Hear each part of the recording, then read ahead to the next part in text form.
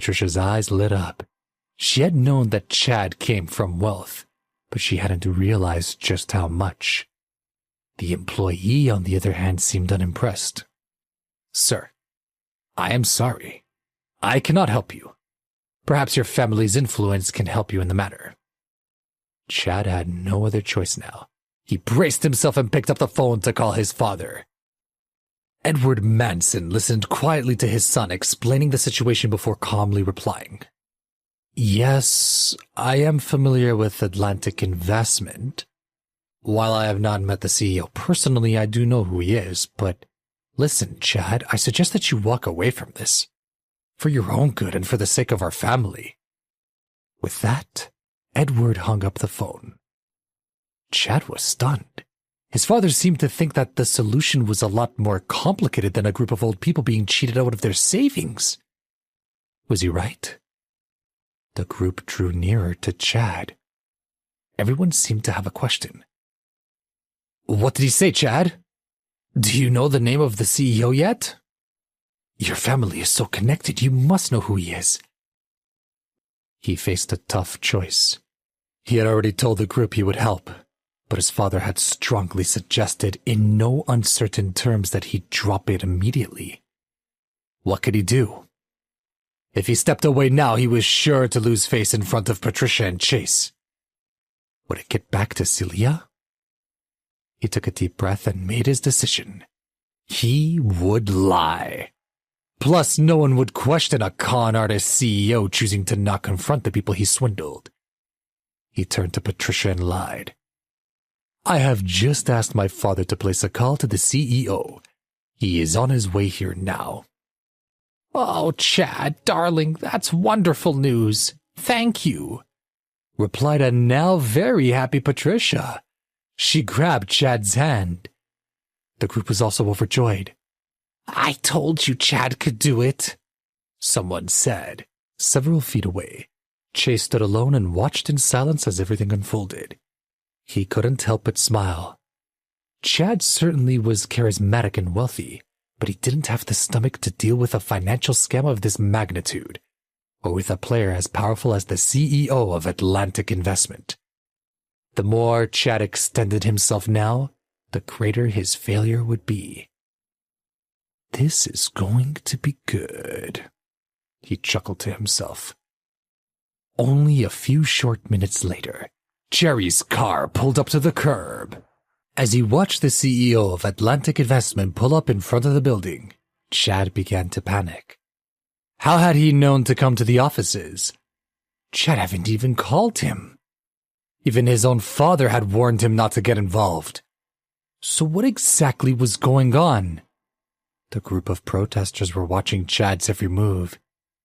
He did his best to portray confidence, but worried they could see through the facade. Jerry stepped out of the car and a hush fell across the crowd. Someone finally broke the silence. "It's the CEO. He's actually here." Someone else chimed in.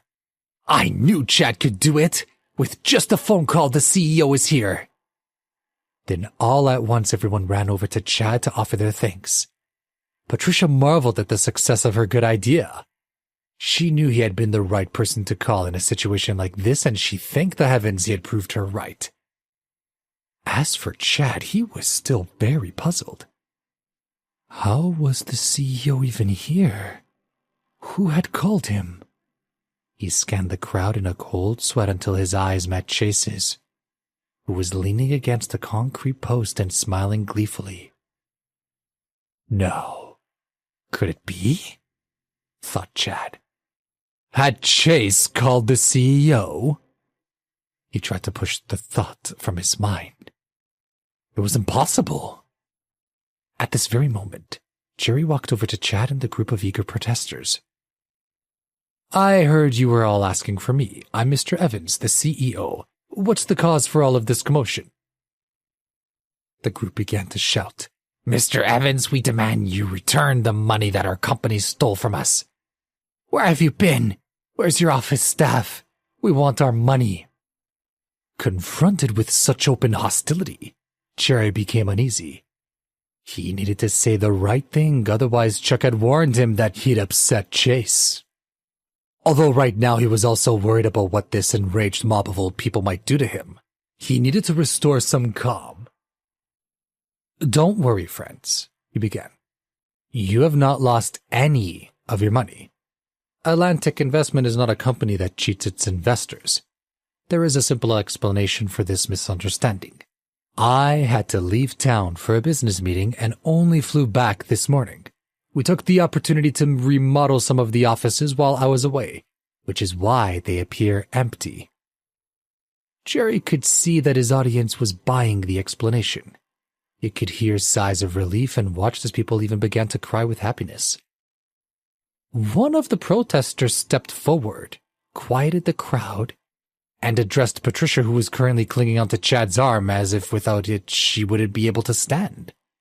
"Patricia, thank you for what you've done for us all today, for your clear thinking, and for calling this charming gentleman."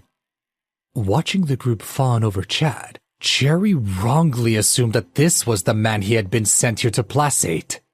Taking a few steps forward, he reached for Chad's hand and began to grovel. "I'm sorry, Mr. Rothman, for causing you and your friend so much worry today." Chad was stunned. "What?" he squeaked. "Mr. Rothman, I'm Chad Manson." Jerry was equally confused. Something wasn't right. He had been told by Chuck to get down to Sunrise Village and make things right. Mr. Rothman had demanded it. He searched the crowd until his eyes landed on a man nonchalantly leaning against the post. He appeared amused with the entire interaction. Was that Chase Rothman? He'd been sent here to appease Mr. Rothman and he had gone and thrown himself at the feet of the wrong man. But why didn't Mr. Rothman come forward? Jerry wondered to himself, then it dawned on him. He remembered that Chuck said Mr. Rothman didn't like to draw attention to himself. Chad Manson must be Mr. Rothman's alias, so as not to reveal himself publicly. That was it. Jerry gave Chad a quick knowing smile and a wink and said, "Forgive me, Mr. Manson, I misspoke. An unfortunate side effect of a red-eye flight, I'm afraid."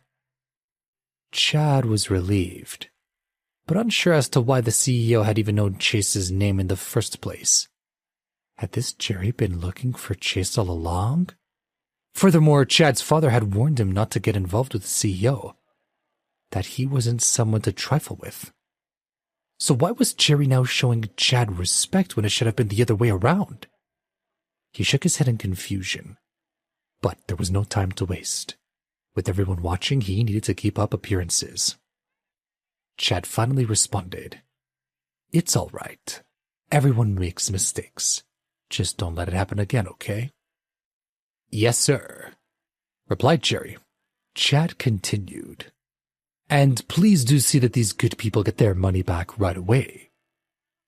"Yes, immediately," said Jerry, now thoroughly convinced that he was speaking with Chase Rothman, pretending to be Chad Manson. Chad nodded his head in satisfaction. The others, seeing Jerry act so deferential toward Chad, were beside themselves. They clamored to get close to him, fawning. "Chad, you're amazing." After paying their respects to Chad, the group lined up in front of Jerry to discuss the business of getting back their money. Still leaning against the post in the background, Chase felt helpless. Please subscribe to the Pocket FM YouTube channel and press the bell icon for instant notification. Check out our channel for more such exciting shows.